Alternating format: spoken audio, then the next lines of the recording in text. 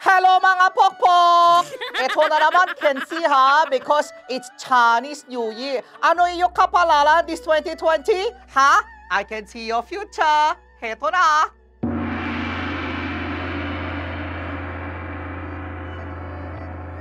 Ito na inyong taon. Year of what? Dapat kayo swerte. Swerte ka sa pera. Kasi ikaw makakatapak ng 1,000 pesos. Yun nga lang, may tae! Para naman sa Year of Ox. Ikaw swerte ngayon this year sa iyong love life. Kasi imagine, magkakaroon ka na jowa. Imagine lang. Para naman sa Year of Tiger. Ha! Galing mo ha? Kasi ikaw makaka 100 sa iyong exam. Sa exam, sa drug test. 100 pepek!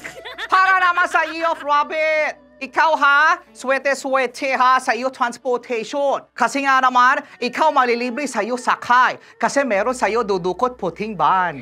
Para naman sa Year of Dragon. Ngayong taon, ikaw ay magtra-travel. Oo ha, out of town. Yung nga lang papagalitan ka na iyo boss. Kasi iyo final, sick leave, hindi vacation leave. Para naman sa Year of Snake. Ang iyo asawa dati ha, amoy araw kapag uuwi. Pero ngayon, ay iyong asawa, amoy babae. May chikinini pa. Para naman sa Year of Horse. Ganda iyong love life. Ganda-ganda ha. Pero iyong grades, hindi maganda. Baksak. Para naman sa Year of Gold. Pero ikaw boyfriend ha.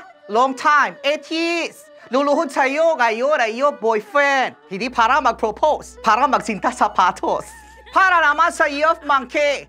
Mag-ingat ka ha sa mga tuwaydo. Kasi yung utot mo, kala mo wala laman. pero sabog. Para naman sa Year of Rooster. Ang iyong girlfriend, merong malalaman iyong sikreto. Ikaw pala supot. Year of Dog. Ikaw swerte sa iyong mga kaibigan. Kasi lagi ka nila sasamahan. Kasi lagi mo sila libre. Year of Pig. Ikaw ha ay iiyak kayo taon 2020. Para maiwasan na iyo iyak, huwag ka titingin sa iyo wallet. Kasi wala laman. Sana naman kayo ay swertehin this year of 2020 ha sa iyo Chinese horoscope.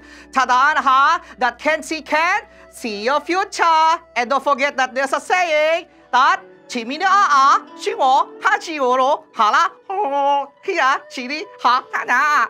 In Tagalog, wag mo habulin iyo jowa. Kasi hindi ka aso.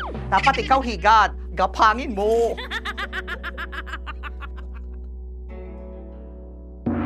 Hot! Nagustuhan mo ba yung video na to?